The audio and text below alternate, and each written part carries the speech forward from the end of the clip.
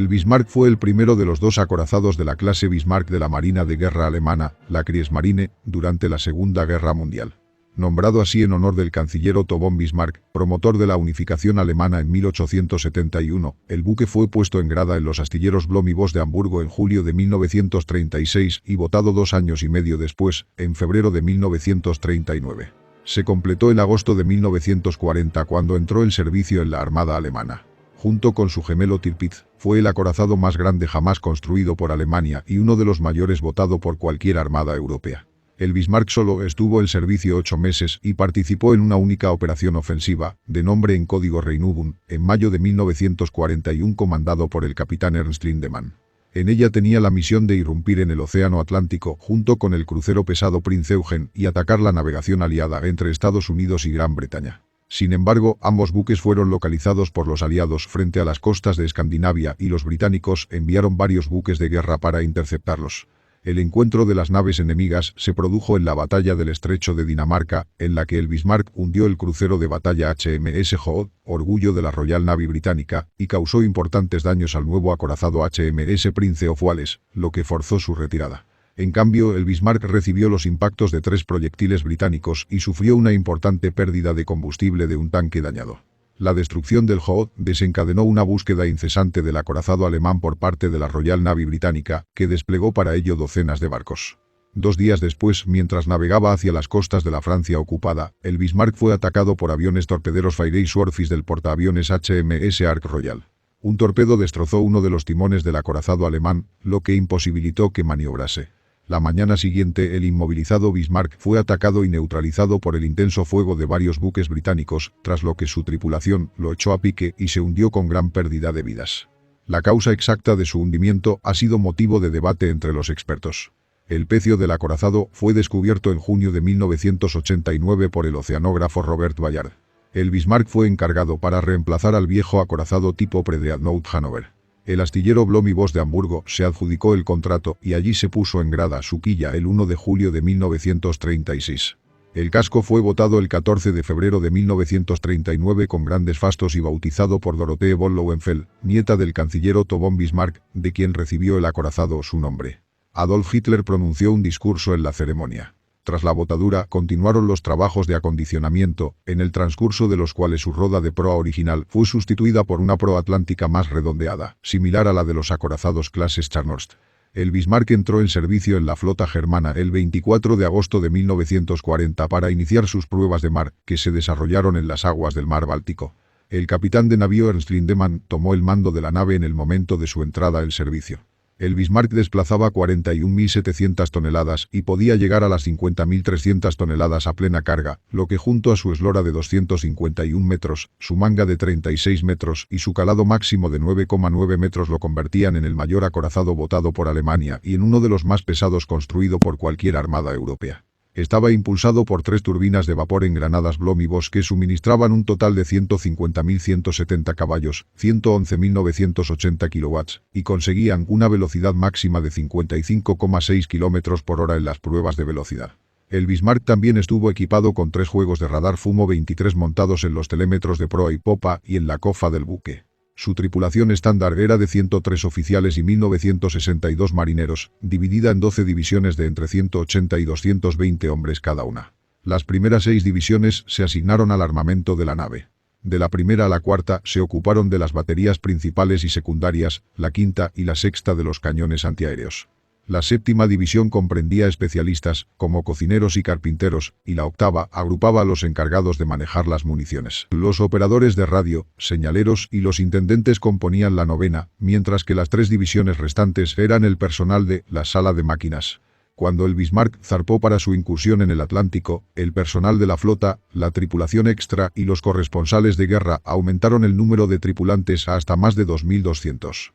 La tripulación creó un periódico del acorazado bautizado Die Schiffsglocke, la campana del barco, del que Gerhard Hunack, jefe del departamento de ingeniería, publicó un único número el 23 de abril de 1941. Su armamento principal estaba integrado por 8 cañones SKC-34 de 380 milímetros, que disparaban obuses de 800 kilos y estaban ubicados en 4 torretas gemelas, 2 hacia proa Anthony Bruno y 2 hacia popa Casar y Dora. Su batería de armas secundarias comprendía 12 cañones L-55 de 150 mm, 16 L-65 de 105 mm y otros 16 L-83 de 37 mm, mientras que para su defensa antiaérea fue equipado con 12 cañones de 20 mm. Su cinturón blindado principal tenía un grosor de 320 mm y estaba flanqueado por un par de cubiertas acorazadas, la superior y la principal, que tenían un grosor de 50 mm y 100 a 120 mm, respectivamente. Las torretas de los cañones principales estaban protegidas por planchas de 360 mm en sus frentes y de 220 mm en sus laterales. El 15 de septiembre de 1940, 3 semanas después de su entrada en servicio, el Bismarck dejó el puerto de Hamburgo para comenzar sus pruebas de mar en la bahía de Kiel. El barco auxiliar Sverrecher escoltó al acorazado hasta el cabo Arkona el 28 del mismo mes y luego hasta Gotenhafen para sus pruebas en el Golfo de Danzig. Se puso a prueba a fondo la planta de energía del buque, así como su velocidad máxima, su estabilidad y maniobrabilidad, tras lo que se detectó un fallo de diseño.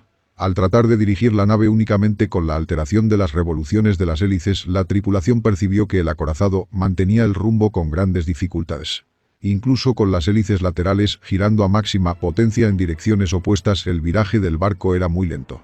Los cañones de las baterías principales del Bismarck fueron probados por primera vez a fines de noviembre y se demostró que el barco era una plataforma de tiro muy estable. Las pruebas duraron hasta diciembre, y el día 9 de ese mes el Bismarck arribaba a Hamburgo para recibir retoques menores y completar el proceso de acondicionamiento. El buque tenía previsto regresar a Kiel el 24 de enero de 1941, pero un buque mercante se había hundido en el canal de Kiel e impedía el paso por el mismo. Las inclemencias climatológicas retrasaron la retirada del naufragio, por lo que el Bismarck no pudo cruzar a Kiel hasta marzo. Este enorme retraso en la partida del acorazado enfureció a su capitán Lindemann, que dijo que el Bismarck había estado en Hamburgo durante 5 semanas. El precioso tiempo en el mar perdido como consecuencia de ello no se puede recuperar y es inevitable un retraso significativo en el despliegue de guerra final. Mientras esperaba partir hacia Kiel, el buque recibió la visita del capitán Anders Forsell, el agregado naval sueco en Berlín. Este retornó a Suecia con una detallada descripción del acorazado que fue posteriormente filtrada a la Marina Real Británica por elementos pro-británicos de la Armada sueca. Ello dio a la Marina inglesa una primera imagen completa del barco, aunque carecían de información específica e importante como su velocidad máxima, radio de acción y desplazamiento. El 6 de marzo, el Bismarck recibió la orden de navegar hasta Kiel. En el camino fue escoltado por varios cazas Messerschmitt Bf-109 y un par de barcos mercantes armados, además de un rompehielos. A las 8:45 del día 8, el Bismarck encalló brevemente en la costa sur del canal de Kiel, aunque pudo ser liberado en una hora. El acorazado arribó a Kiel al día siguiente, donde su tripulación se proveyó de municiones, combustible y otros suministros y le aplicó una pintura de camuflaje contra los observadores aéreos. Bombarderos británicos atacaron el puerto el día 12 sin éxito. El 17, el viejo acorazado Schlesien, usado como rompehielos, escoltó al Bismarck a través del hielo hasta Gotenhafen, donde continuó su entrenamiento de combate. El alto mando naval alemán comandado por el almirante Erich Raeder tenía la intención de continuar la táctica de emplear barcos pesados como corsarios de superficie contra la navegación mercante aliada en el Océano Atlántico. Los dos acorazados clase Scharnhorst estaban basados en ese momento en el puerto de Brest, en la Francia ocupada, y acababan de cumplir la Operación Berlín, una gran redada en el Atlántico. El buque gemelo del Bismarck, el Tirpitz, estaba cercano a finalizarse. Ambos iban a partir desde el mar Báltico para unirse a dos cruceros de la clase Scharnhorst en el Atlántico en una operación prevista inicialmente para el 25 de abril de 1941, cuando un período de luna nueva proporcionaría condiciones más favorables. Los trabajos en el Tirpitz se completaron más tarde de lo previsto, no fue puesto en servicio hasta el 25 de febrero y no estaría listo para combatir antes de fin de año. Para complicar aún más la situación, el Gneisenau fue torpedeado mientras estaba en el puerto de Brest y dañado por bombardeos aéreos mientras permanecía en el dique seco. El Scharnhorst requirió una revisión de sus calderas tras la Operación Berlín y en el transcurso de la misma los trabajadores descubrieron que sus calderas estaban en peor estado del previsto, por lo que tampoco estaría disponible para la salida planeada. Los ataques de los bombarderos británicos a los depósitos de suministros en Kiel retrasaron las reparaciones en los cruceros pesados Admiral Scheer y Admiral Yper, que no estarían preparados para la acción hasta julio o agosto. El almirante Gunther Luthgens, el oficial elegido para dirigir la operación, quiso retrasarla hasta que al menos el Scharnhorst o el Tirpitz estuvieran listos. Sin embargo, el alto mando naval decidió proceder a la operación, llamada en código Operación Regenbogen, con una fuerza compuesta solo por el Bismarck y el crucero pesado Prinz Eugen. El 5 de mayo Adolf Hitler, Wilhelm Keitel y un gran séquito fueron a ver al Bismarck y al Tirpitz en Gotenhafen. Hicieron una extensa visita a los barcos, tras la cual Hitler se reunió con Lutyens para discutir la próxima misión. El 16 de mayo Lutyens informó que tanto el Bismarck como el Prinz Eugen estaban totalmente preparados para la operación Regenbogen y se le ordenó por tanto proceder a la misma a partir de la tarde del día 19. Como parte de los planes operativos, un grupo de 18 barcos de suministro serían dispuestos para dar soporte a los dos buques de guerra. 4 U-boats se colocarían a lo largo de la ruta del convoy entre Halifax y el Reino Unido para realizar tareas de reconocimiento para los buques incursores. Para el inicio de la operación, la tripulación del Bismarck había aumentado hasta los 2.221 hombres entre oficiales y marinería, entre los que estaban incluidos 65 miembros del personal del almirante y 80 navegantes, que podrían ser usados para tripular transportes capturados durante la misión. A las 2 horas del 19 de mayo, el Bismarck partió de Gotenhafen y se dirigió a los estrechos daneses. A él se unió frente al cabo Arcona a las 11:25 el Prinz Eugen, que había salido a las 21:18 de la noche anterior. Los dos buques fueron escoltados por 3 destructores Hans-Loddy, Friedrich Colt y Z-23 y una flotilla de dragaminas. La Luftwaffe proveyó cobertura aérea durante el viaje fuera de aguas alemanas. Hacia el mediodía del 20 de mayo Lindemann informó a la tripulación de la misión del buque a través de los altavoces. Aproximadamente al mismo tiempo, un grupo de 10 o 12 aeronaves suecas en vuelo de reconocimiento avistaron a la fuerza alemana e informaron de su composición y rumbo, aunque los alemanes no los vieron a ellos. Una hora después, la flota germana fue encontrada por el crucero sueco HSWMS Gotland, que la siguió en el estrecho Kattegat durante 2 horas. El Gotland transmitió la noticia al mando naval, señalando: 2 buques de gran tamaño, 3 destructores, 5 barcos de escolta y 10 o 12 aviones pasaron por Marstrand, rumbo 205 grados 20 minutos. El alto mando alemán no estaba preocupado por el riesgo de seguridad que suponía el Gotland, aunque tanto Lutyens como Lindemann creyeron que el secreto operacional se había perdido. El informe finalmente llegó al capitán Henry Denham, el agregado naval británico en Suecia, que transmitió la información a su almirantazgo. Los criptógrafos de Bletchley Park confirmaron que una incursión en el Atlántico era inminente, ya que habían descifrado informes por los que supieron que el Bismarck y el Prinz Eugen habían embarcado tripulación extra y solicitado cartas de navegación adicionales a su cuartel general.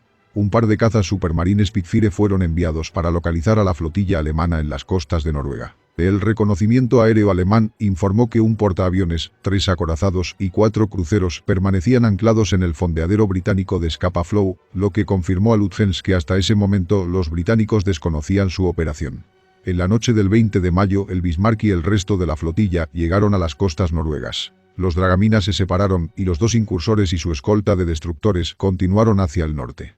A la mañana siguiente, los oficiales de intercepción de señales de radio del Prinz Eugen recogieron una señal que ordenaba a los aviones de reconocimiento británicos buscar 2 acorazados y 3 destructores hacia el norte de la costa noruega. A las 7 horas del día 21, los alemanes avistaron 4 aeronaves no identificadas, aunque rápidamente se marcharon. Poco después de las 12 horas, la flotilla llegó a Bergen y echó anclas en Grimstadhor. Allí las tripulaciones sobrepintaron las bandas de camuflaje báltico con el color gris exterior usado por los barcos de guerra alemanes que operaban en el Atlántico, dejando solo las sondas de cabeza. Estando en Noruega, un par de cazas Bf-109 sobrevolaron en círculo sobre el acorazado a fin de protegerlo de un eventual ataque aéreo británico. A pesar de ello, el oficial de vuelo británico Michael Suckling consiguió sobrevolar directamente sobre la flotilla alemana con su Spitfire de reconocimiento y realizar varias fotografías desde una altura de 8.000 metros. Una vez recibida la información, el almirante inglés John Tobey ordenó al crucero de batalla HMS Hood, al acorazado recientemente puesto en servicio HMS Prince of Wales y a 6 destructores reforzar el par de cruceros que ya patrullaban las aguas del estrecho de Dinamarca. El resto de la Home Fleet británica estaba fondeada en Scapa Flow en estado de máxima alerta. Se enviaron 18 aviones bombarderos para atacar a los alemanes, pero el tiempo sobre el fiordo había empeorado y no pudieron localizar a los buques alemanes. El Bismarck no repuso combustible en su estancia en Noruega porque sus órdenes operacionales no lo requerían. Había dejado el puerto con una carga unas 200 toneladas por debajo de su máxima capacidad y había gastado otras 1000 toneladas en su viaje desde Gotenhafen. El Prinz Eugen por su parte repostó 764 toneladas de combustible. A las 19:30 del 21 de mayo, los dos buques y sus 3 destructores de escolta partieron de Bergen, y hacia medianoche, la fuerza ya estaba en mar abierto y en dirección al océano Ártico. En este momento, el almirante Erich Raeder informó finalmente a Hitler de la operación, quien dio su consentimiento para continuar con la incursión de mala gana. Los 3 destructores de escolta se separaron a las 4:14 del 22 de mayo, mientras la fuerza navegaba frente a Trondheim. Sobre las 12 horas Lutyens ordenó a sus 2 buques virar hacia el estrecho de Dinamarca para intentar penetrar en las aguas abiertas del océano Atlántico. Hacia las 4 horas del 23 de mayo, Lutyens ordenó al Bismarck y al Prinz Eugen aumentar la velocidad hasta los 27 nudos, 50 km por hora, para sortear rápidamente el estrecho danés. Al entrar en ambos buques activaron sus equipos de radar Fumo 23. El Bismarck navegaba a unos 700 metros por delante del Prinz Eugen. La niebla redujo la visibilidad a unos 3.000 o 4.000 metros. Los alemanes se toparon con hielo hacia las 10 horas, lo que les obligó a reducir la velocidad a 24 nudos. 2 horas más tarde ambos navíos habían alcanzado un punto al norte de Islandia, y tuvieron que navegar en zigzag para evitar témpanos de hielo. A las 19:22 los operadores de los hidrófonos y el radar de los buques germanos detectaron al crucero inglés HMS Suffolk a una distancia aproximada de 12.500 metros. El equipo de radiointercepción del Prinz Eugen descifró las señales del Suffolk y supieron que había dado noticia de su localización. El almirante Lutyens dio permiso al Prinz Eugen para atacarlo, pero el capitán germano del crucero pesado no pudo definir el objetivo. El crucero enemigo se retiró rápidamente hasta una distancia segura y siguió a los barcos alemanes. A las 20:30 el crucero pesado HMS Norfolk se unió al Suffolk, pero se aproximó demasiado a los navíos germanos y Lutyens ordenó a sus barcos atacar al crucero inglés. El Bismarck disparó 5 salvas, 3 de las cuales ahorquillaron al Norfolk e hicieron blanco en sus cubiertas. El crucero tendió una pantalla de humo y se refugió en un banco de niebla, acabando así el breve encontronazo. La conmoción de los poderosos cañones de 380 milímetros desactivó los radares Fumo 23 del Bismarck, por lo que Lutyens tuvo que pedir al Prinz Eugen que se adelantara para usar sus radares para reconocer. Alrededor de las 22 horas Lutyens ordenó al Bismarck hacer un giro de 180 grados en un esfuerzo por sorprender a los 2 cruceros británicos que lo perseguían. A pesar de que el Bismarck no era visible en medio de la lluvia que caía, el radar del Suffolk detectó la maniobra y pudo evadir al acorazado. Los cruceros se mantuvieron en su posición toda la noche, transmitiendo continuamente la posición y la conducta de los buques alemanes. Lutyens supuso correctamente que los buques enemigos estaban dotados de radares. El mal tiempo cesó la mañana del 24 de mayo y dejó paso a un cielo despejado. A las 5:07 de esa mañana los operadores de los hidrófonos del Prinz Eugen detectaron un par de buques sin identificar aproximándose a la formación alemana a una velocidad de 37 km por hora. A las 5:45 los observadores de los buques alemanes avistaron humo en el horizonte, el humo de las chimeneas del Hood y el Prince of Wales, bajo mando del vicealmirante Lancelot Doyan. Lutyens ordenó a la tripulación de sus naves colocarse en sus puestos de combate. A las 5:52 el rango se había reducido a 26.000 metros y el Hood abrió anticipadamente fuego con sus cañones proeles, seguido del Prince of Wales. Un minuto después, esta acción anticipada supuso un grave error táctico. El Hood apuntó al Prinz Eugen pensando que se trataba del Bismarck, mientras que el Prince of Wales hizo lo propio con el Bismarck. Los británicos ignoraban que los navíos alemanes habían intercambiado sus posiciones mientras cruzaban el estrecho de Dinamarca, y aunque los observadores del HMS Prince of Wales los identificaron correctamente, no informaron al almirante Doyan. Adalbert Schneider, primer oficial de artillería del Bismarck, pidió permiso por 2 veces a Lutyens para devolver el fuego, pero este dudó y cayó en mutismo. Lindemann intervino murmurando: «No dejaré que a mi nave se le dispare bajo mi culo». Lindemann exigió permiso a Lutyens, quien cedió y ordenó a las 5:55 atacar a los buques británicos. Los barcos ingleses avanzaban hacia los alemanes, lo que les obligó a usar únicamente sus baterías delanteras, mientras que el Bismarck y el Prinz Eugen disparaban andanadas completas desde todos sus cañones. Varios minutos después de abrir fuego, Doyan ordenó un giro de 20 grados a babor, lo que permitiría a sus barcos hacer uso de todas sus torretas. Los 2 buques alemanes concentraron sus salvas en el Hood, y un minuto después de iniciar sus cañonazos el Prinz Eugen le hizo impacto con un proyectil altamente explosivo de 203 milímetros. Su explosión inició un gran incendio en la cubierta de botes que fue prontamente extinguido. Tras disparar 3 salvas de 4 cañones, Schneider había calculado el rango exacto del Hood y ordenó inmediatamente una rápida salva de los 8 cañones de 380 milímetros del Bismarck. También ordenó a las baterías de 150 milímetros abrir fuego contra el Prince of Wales. Hollande entonces ordenó un segundo giro de 20 grados a babor para poner sus barcos en un curso paralelo a los buques germanos. Lütjens mandó al Prince Eugen cambiar de objetivo y atacar al Prince of Wales para así mantener a sus dos oponentes bajo fuego. A los pocos minutos el Prince Eugen le hizo un par de impactos al acorazado británico e informó del inicio de un pequeño incendio. Lütjens entonces ordenó a su crucero caer detrás del Bismarck para que pudiera seguir monitorizando la posición de los cruceros Norfolk y Suffolk, que estaban todavía entre 19 y 22 kilómetros al este. A las 6 horas el Hood estaba completando su segundo giro a babor cuando el Bismarck disparó su quinta salva. Dos de los proyectiles se quedaron cortos, al caer al agua cerca del crucero, pero al menos uno de los proyectiles perforantes de 380 milímetros hizo impacto y penetró su delgada armadura de cubierta. El proyectil llegó tangencialmente hasta la Santa Bárbara e hizo detonar 112 toneladas de cordita. Una llamarada surgió frente al mástil de popa y seguidamente una masiva explosión reventó la parte trasera del crucero, entre el mástil principal y la chimenea trasera. La sección delantera del buque avanzó brevemente antes de que la inundación de agua hiciera alzarse la proa en un pronunciado ángulo. La popa se elevó de manera similar cuando el agua penetró en sus compartimentos desgarrados por la deflagración. Schneider exclamó por los altavoces: «Se está hundiendo».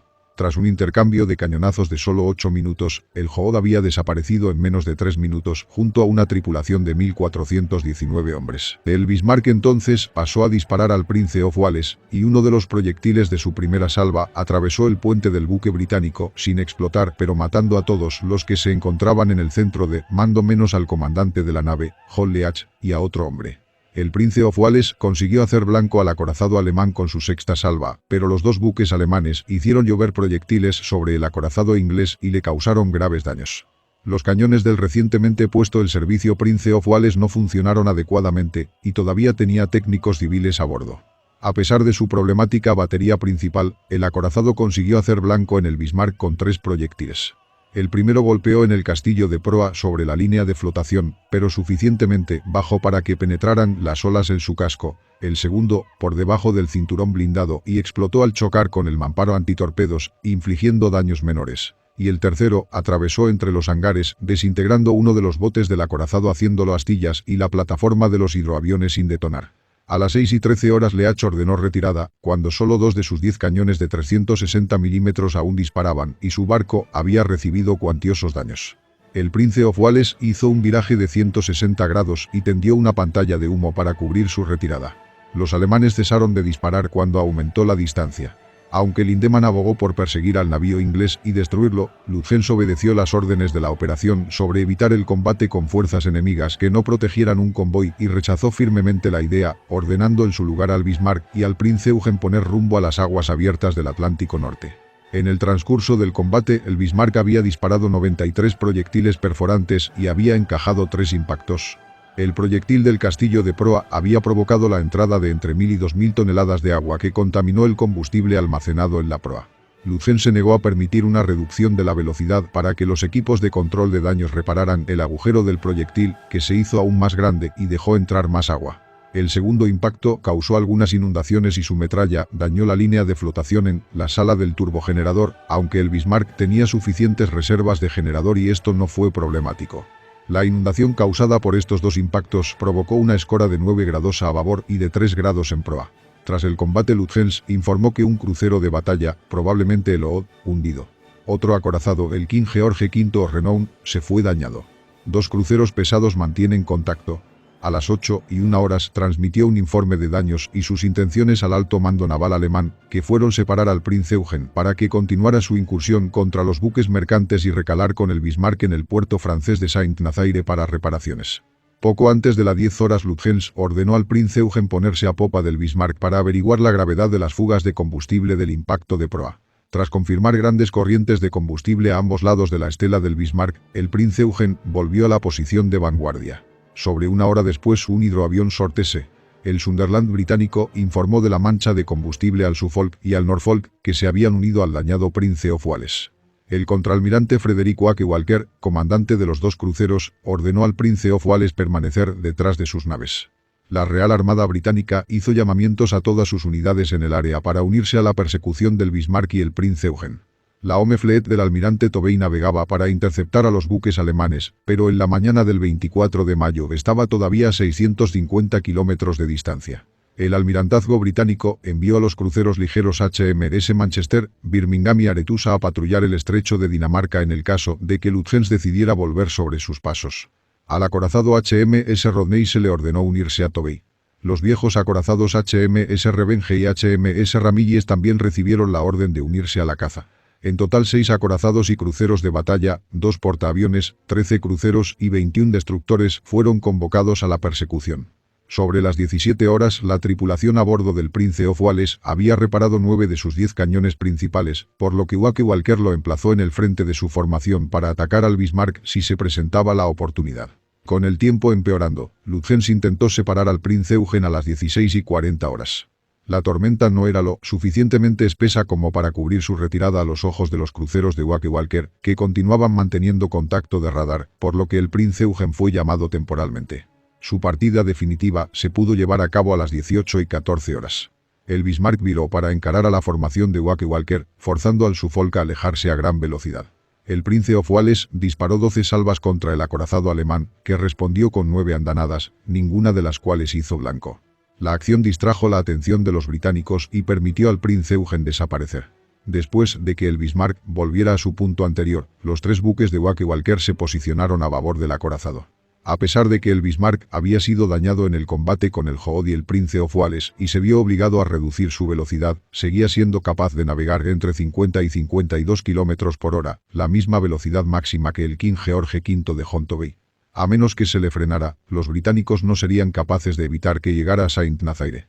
Poco antes de las 16 horas, el 25 de mayo, Tovey separó el portaaviones HMS Victorious y 4 cruceros ligeros para realizar una ruta que podría posicionarlos para lanzar sus aviones torpederos. A las 22 horas, el Victorious lanzó su ataque, que comprendía 6 cazas Fairey Fulmar y 9 torpederos Fairey Swordfish. Los aviadores inexpertos casi atacan al Norfolk, equivocación que alertó a los artilleros antiaéreos del Bismarck. El acorazado alemán llegó a utilizar sus baterías principales y secundarias para disparar lo máximo posible y crear salpicaduras gigantes en el camino de los torpederos, pero ninguno de los aviones atacantes fue derribado. El Bismarck evitó 8 de los 9 torpedos que le lanzaron, pero el 9º impactó hacia el centro del buque, en el cinturón blindado, y causó daños materiales menores. La conmoción del choque arrojó a un hombre contra una pared y lo mató, mientras que otros 5 resultaron heridos. La explosión del torpedo causó algunos daños menores en la instalación eléctrica, pero fueron la alta velocidad y las maniobras erráticas para evadir los torpedos las que infligieron mayores daños. Los cambios bruscos en la velocidad y el curso aflojaron el precario sellado del agujero de proa, con lo que aumentaron las inundaciones y la caldera número 2 del lado de babor tuvo que ser abandonada. La pérdida ahora de 2 calderas en el eje de babor, junto con la disminución de los niveles de combustible y el aumento de la inundación de proa, forzó a reducir la velocidad a 30 km por hora. Se enviaron buzos bajo la proa para reparar el sellado del boquete, tras lo que se pudo aumentar la velocidad a 37 km por hora. Los mandos del acorazado determinaron que esa era la velocidad más económica para el viaje hasta la Francia ocupada. Poco después de que los Swordfish salieran de escena, el Bismarck y el Prince of Wales se enfrentaron en un breve duelo artillero, pero ambos fallaron sus disparos. Los equipos de control de daños del Bismarck retomaron su trabajo tras el breve cañoneo. El agua de mar que había inundado la caldera número 2 de babor amenazó con penetrar en el turbogenerador número 4 del sistema de suministro de agua, lo que habría permitido al agua salada llegar a los motores de la turbina. El agua salada habría destruido los álabes de la turbina y reducido considerablemente la velocidad del barco. Sin embargo, en la mañana del día 25 el peligro había pasado. El buque desaceleró hasta los 12 nudos para permitir a los buzos bombear el combustible de los compartimentos delanteros hacia los tanques traseros, los cuales conectaron con éxito 2 mangueras que permitieron el trasvase de varios cientos de toneladas de combustible. Con la persecución adentrándose en las aguas abiertas del Atlántico Norte, los buques de Wake Walker se vieron obligados a navegar en zigzag para evitar a los submarinos alemanes que podían estar en la zona. Esto requería que navegaran 10 minutos a babor y otros 10 a estribor para así mantener un mismo curso. Hacia los últimos minutos del viraje a babor, el Bismarck desapareció del radar del Suffolk. A las 3 horas de la madrugada del 25 de mayo Lutyens ordenó incrementar la velocidad al máximo, que en ese momento era 52 km por hora, tras lo que mandó que el acorazado girara en círculo, primero hacia el oeste y después hacia el norte. Esta maniobra se realizó en el momento en que el navío alemán estaba fuera de los radares británicos, por lo que consiguió girar y colocarse tras ellos. El capitán del Suffolk asumió que el Bismarck se había perdido en dirección oeste, por lo que tomó esa derrota con el fin de localizarlo. Después de media hora, informó a Wake Walker de la situación, quien mandó a los 3 barcos dispersarse tan pronto asomaran las primeras luces del día con objeto de hacer una búsqueda visual de la nave enemiga. La Real Armada Británica se embarcó en una búsqueda frenética del Bismarck. El portaaviones Victorious y sus cruceros de escolta fueron enviados al oeste, los buques de Wake Walker continuaron al sur y al oeste y el almirante Tovey navegó hacia el centro del Atlántico. La situación se fue complicando puesto que muchos de los barcos ingleses estaban agotando su combustible.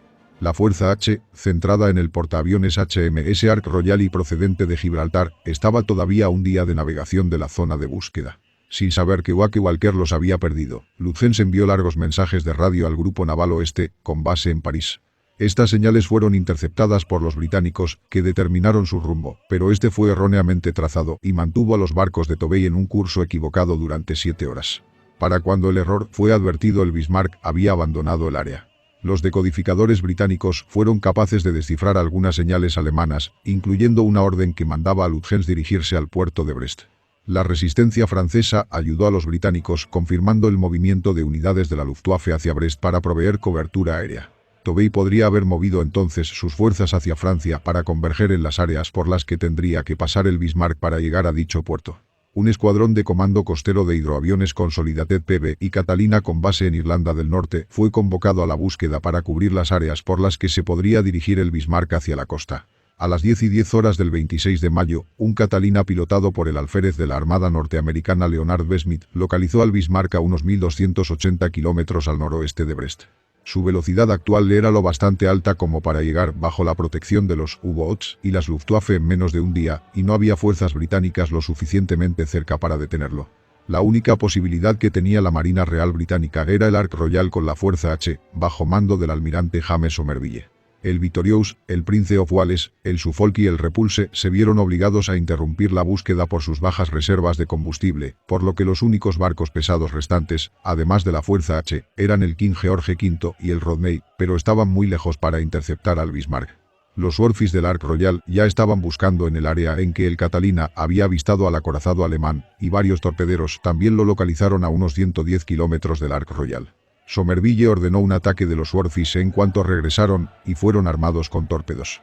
Separó al HMS Sheffield para seguir al Bismarck, aunque los aviadores de los torpederos no fueron informados de ello. Como resultado, los Worfies, que iban armados con torpedos equipados con nuevos detonadores magnéticos, atacaron accidentalmente al Sheffield. Los detonadores magnéticos no funcionaron y el Sheffield salió indemne. A su regreso al portaaviones, los Worfies fueron rearmados con torpedos de detonadores de contacto. 15 aviones llevaron a cabo el segundo ataque, que fue lanzado a las 19:10.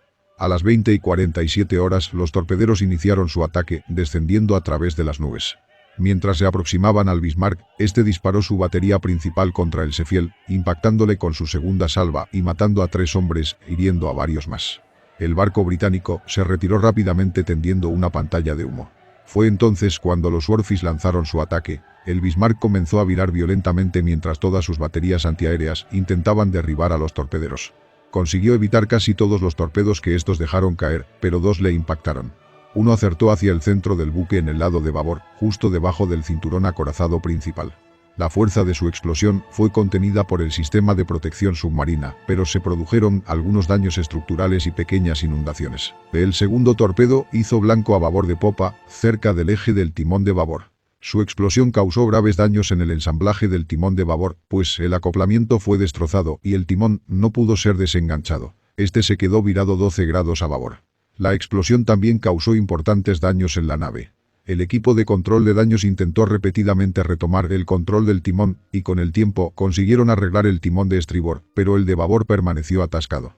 Se sugirió arrancar este timón con explosivos, pero Lutyens no lo permitió, afirmando que no podemos poner en peligro la nave con medidas de este tipo. Consideró que había un serio peligro de dañar las hélices, lo que habría dejado al acorazado completamente indefenso. A las 21:15 Lutyens informó que el Bismarck no era maniobrable. Con el timón de babor atascado, el Bismarck navegaba en amplios círculos, incapaz de huir de los barcos de Tovey. A pesar de que la escasez de combustible había reducido el número de barcos británicos, los acorazados King George V y Rodney estaban aún disponibles, junto con los cruceros pesados Dorsetshire y Norfolk. Lutyens informó al cuartel general a las 21:40 del día 26, barco imposible de maniobrar. Lucharemos hasta el último proyectil. Larga vida al Führer. En la creciente oscuridad el Bismarck disparó brevemente contra el Sheffield, que se alejó a gran velocidad y perdió contacto con el acorazado por la poca visibilidad.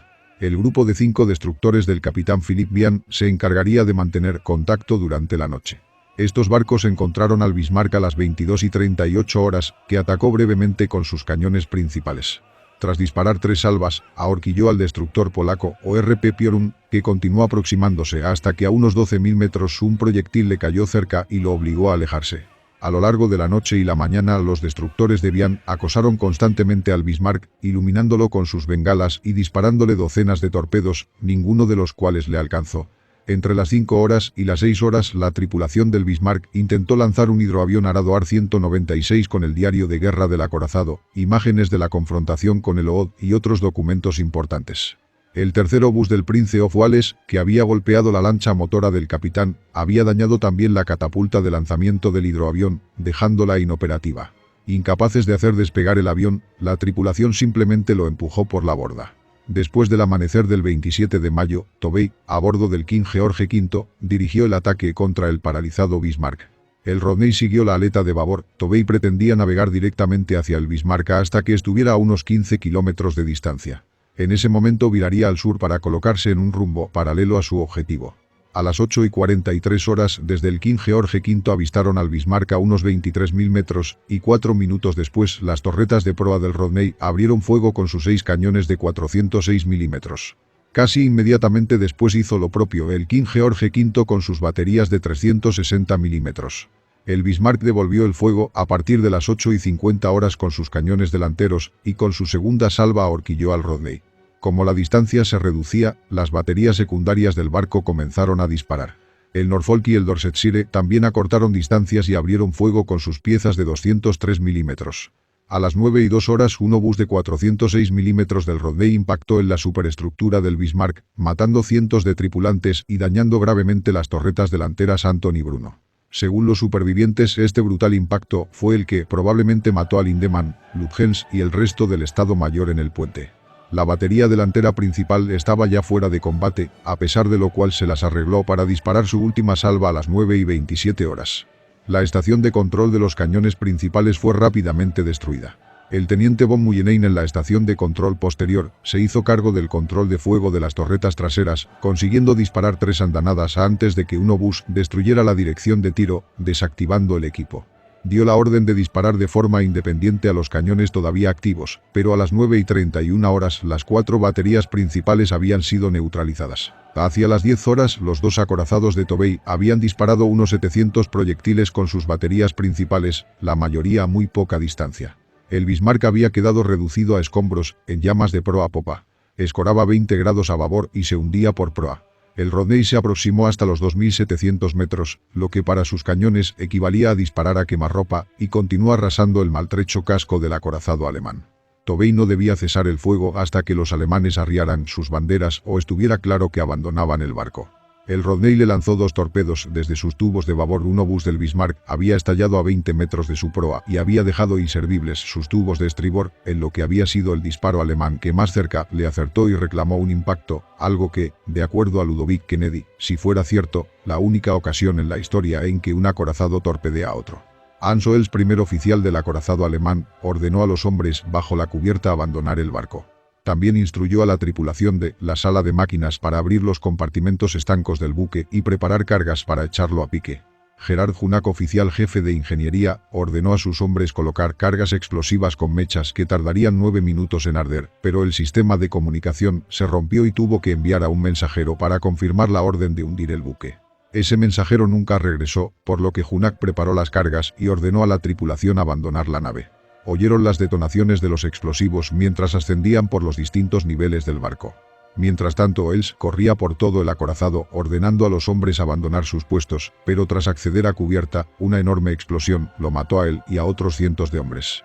Los 4 buques británicos dispararon más de 2.800 proyectiles contra el Bismarck y acertaron más de 400, pero no fueron capaces de hundir el acorazado alemán. Hacia las 10:20 horas, con los niveles de combustible muy bajos, Tovey ordenó al Dorsetshire reducir distancias y disparar torpedos al acorazado. Lanzó un par de torpedos a la banda de estribor del Bismarck, uno de los cuales le hizo blanco, tras lo que giró a la banda de babor para dispararle otro torpedo que también le impactó. Para cuando se produjo este ataque con torpedos, el acorazado escoraba claramente y su cubierta estaba parcialmente inundada. Al parecer el último torpedo impactó a babor de su superestructura, que ya estaba bajo el agua. Sobre las 10:35 horas el Bismarck volcó hacia la castigada banda de babor y se hundió por popa, desapareciendo de la superficie a las 10:40 horas. Junak, que había abandonado la nave a tiempo, no observó daños submarinos en la banda de estribor del acorazado. Von Muyen-Rechberg aseguró lo mismo, pero asumió que la banda de babor, ya sumergida, debía haber sufrido daños importantes. Unos 400 hombres estaban ahora en las aguas. El Dorsetshire y el destructor Maori se acercaron y tiraron cabos para subir a los náufragos a bordo. A las 11:40 horas el capitán del Dorsetshire ordenó el abandono de las tareas de rescate después de que los ojeadores avistaran lo que creyeron era un submarino alemán. El Dorsetshire había rescatado 85 hombres y el Maori otros 25 en el momento en que abandonaron el lugar, uno de los cuales murió a causa de sus heridas al día siguiente. Un U-boat llegó más tarde y rescató a 3 hombres, mientras que otro barco alemán salvó a otros 2. De una tripulación de unos 2.200 hombres, solo 114 sobrevivieron. Al tiempo que el navío alemán entablaba su último combate contra los buques de la Real Armada Británica, el almirante Otto Schneewin, jefe del Estado Mayor del SKL, solicitó a la Armada Española el envío de naves de auxilio previendo el desenlace final de la batalla. El 27 de mayo de 1941 a las 11:40 horas, cuando ya el acorazado había zozobrado, zarpó de la base de Ferrol el crucero pesado Canarias, que llegó a la zona del hundimiento en la noche del 29 de mayo. Allí se encontró con un submarino alemán y en la madrugada del 30, con el buque meteorológico alemán Sachsenwald. Tras recorrer la zona, únicamente logró rescatar los cadáveres de 2 marinos alemanes, que fueron devueltos al mar con todos los honores. El Bismarck apareció mencionado 3 veces en el Wehrmachtsbericht, el boletín diario realizado por el Oberkommando der Wehrmacht, alto mando de la Wehrmacht, durante la Operación Regenübung. La primera reseña relataba la batalla del Estrecho de Dinamarca, la segunda fue una breve descripción de la destrucción y hundimiento del acorazado y la tercera una exagerada afirmación de que el Bismarck había hundido un destructor británico y derribado 5 aeronaves. En 1959 Cecil Scott Forester publicó la novela Last 9 Days of the Bismarck, los últimos 9 días del Bismarck, libro que fue adaptado al cine un año después por la película Sink the Bismarck, Hundid el Bismarck. En el filme, y con fines dramáticos, se mostraba al acorazado alemán hundiendo un destructor británico y derribando 2 aviones, aunque nada de esto sucedió. Descubrimiento por Robert Ballard. El pecio del Bismarck fue descubierto el 8 de junio de 1989 por Robert Ballard, el oceanógrafo responsable del hallazgo del Titanic. El Bismarck descansa casi íntegro a una profundidad aproximada de 4.791 metros a unos 650 kilómetros al oeste de Brest, Francia. Se pozó en la ladera de un volcán submarino apagado llamado Pourquepine, que se yergue unos 1000 metros sobre la llanura abisal circundante, y su impacto de modo tangencial provocó un deslizamiento en el lodo de 2 kilómetros, arrastrando consigo sus propios restos desprendidos en superficie. El acorazado se deslizó por la pendiente y se detuvo 2 tercios más abajo, asentándose en posición normal. La inspección de Ballard no encontró penetraciones bajo la línea de flotación en el cinturón acorazado del barco.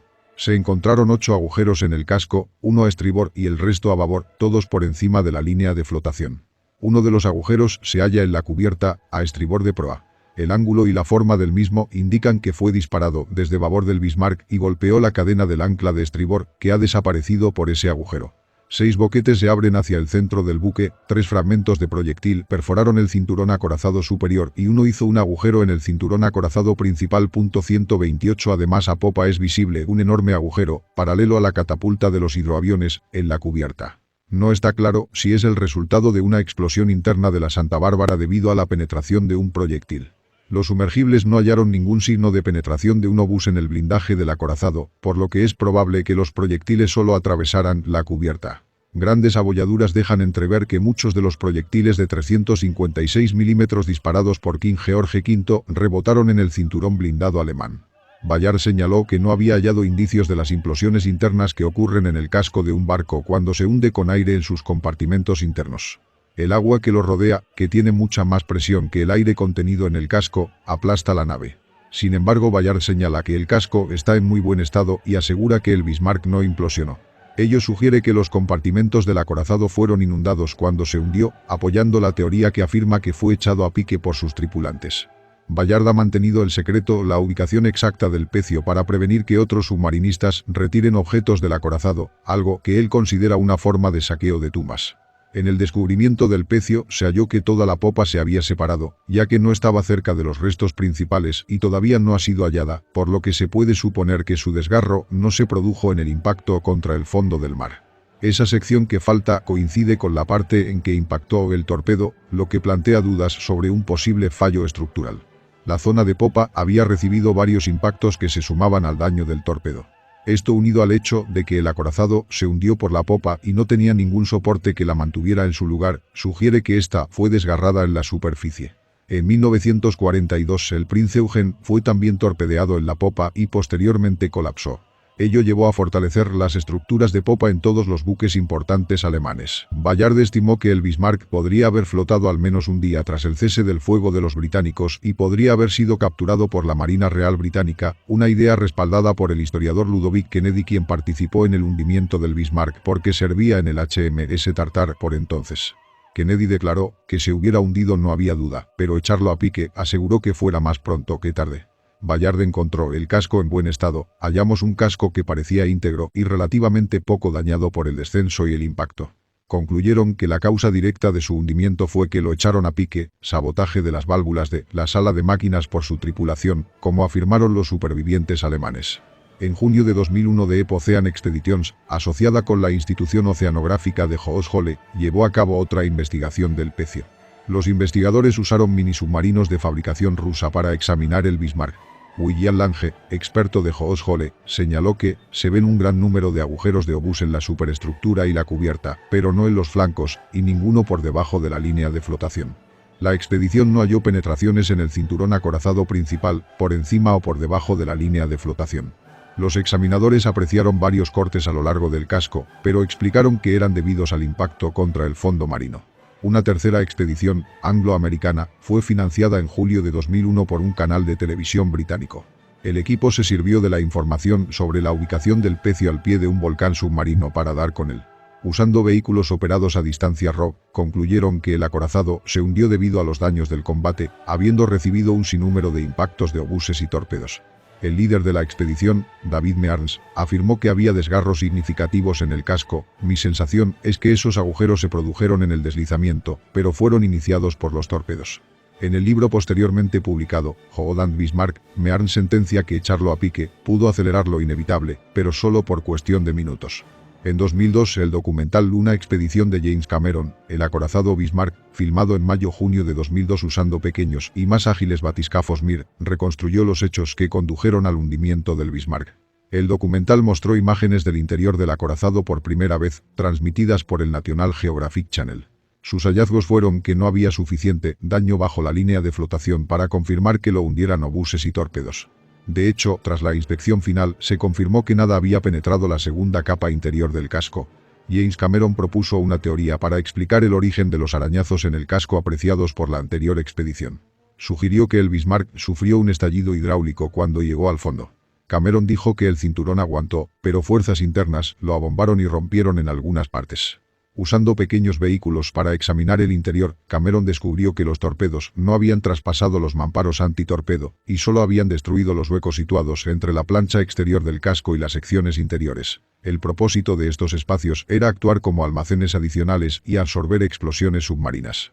Las planchas internas del tanque no están afectadas por ninguna fuerza explosiva, por lo que el blindaje aguantó.